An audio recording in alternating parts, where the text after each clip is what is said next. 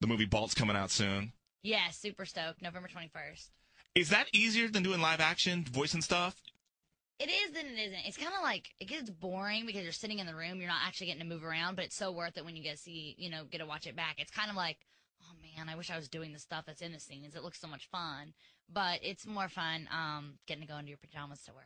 I was going to ask you that. You get to go in wearing whatever. Yes, trust me. When I say I want to be a fashion icon, definitely not when I'm in the studio for that. I look like I just woke up. I have on usually my pajamas, my Uggs, and I'm like ready to go. You can tell me the truth. How many times did you skip brushing your teeth and just go in the 0. studio? No, not at all. I don't want to kill people, walk in, like them all start fainting. I had to replace the microphone because Miley's breath was kicking.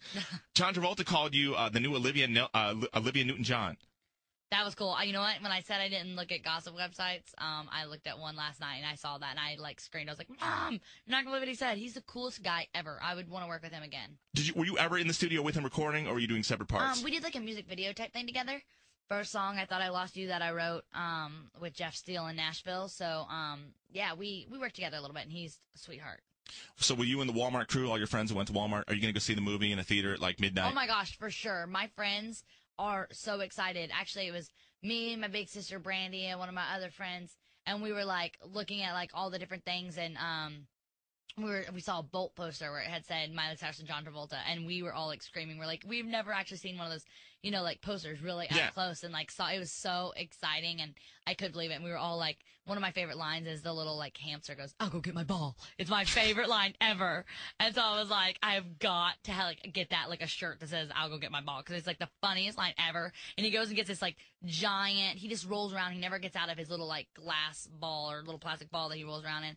So it's like the funniest thing ever. It was cracking me up. So I was so excited. I can't wait to see it. I wasn't planning on seeing the film. Now I am because I have to see this part. You have to see where he goes. The impossible becomes possible if you're awesome. It's like the coolest. It's the funniest line ever. Nice. They should use that in the commercial. Let's just take this clip and put it in there.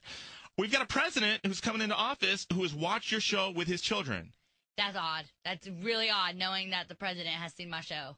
Isn't that cool? It's cool, but it's weird. It's weird knowing that like he's seen my show, someone that's been made such a historical, move on the world. So that's really cool. And your dad, is it true that your dad invited the future first daughters on the show? My dad did, but my dad invites a lot of people on the show. I actually got this really funny story where we were at this event for City of Hope, and there was a Mike Myers impersonator for Austin Powers, and my dad goes, "Oh my gosh," was talking to him. The impersonator thinks my dad knows he's an impersonator, but my dad doesn't. My dad thinks it's real Mike Myers, and invited him on the show. Got his number and was like talking. He's like, "I got this great idea," and I'm like, "Dad, it's not Mike Myers." "Yes, it is. Yes, it is. It is Austin Powers. I know it is." I'm like, Dad, no, it is not. You've got to stop." So he invites like all kinds of people on the show. So some people never make it, but I would love for them to come hang out with normal kids on set, because I know what it's like. Not exactly that exact situation, obviously, but I know what it's like to feel like you're in your dad's shell, and I would love for them to come out of that and get to hang out with some normal kids. Nice. That'd be cool. Well, let's hope they just show up randomly. That'd be kind of cool. Exactly. With all the bodyguards. Open invitation. First a joke, but now for real. The album Breakout is coming out, re-released on Tuesday. It's got a new DVD along with it.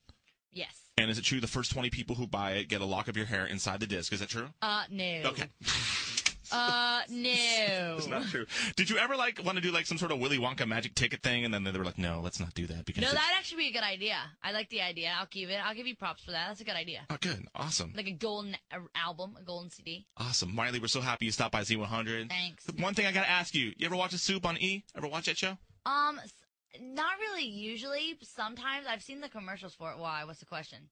They talk about you. Joe McHale talks about you an awful lot. I should watch it. Every time your name gets brought up, there's somebody in the back yelling, "It's Miley!" And you. That is hysterical. Okay, I'll watch it. I don't really usually get to watch it. Really? Okay, cool. I don't watch much TV. Check it out. Joel's a good guy, so I just want to know if you had ever seen that. Miley Cyrus on Z100. Continued success with everything, with the movies, with everything. Hannah Montana, Breakout. Thank you so much for coming in. Thank you so much.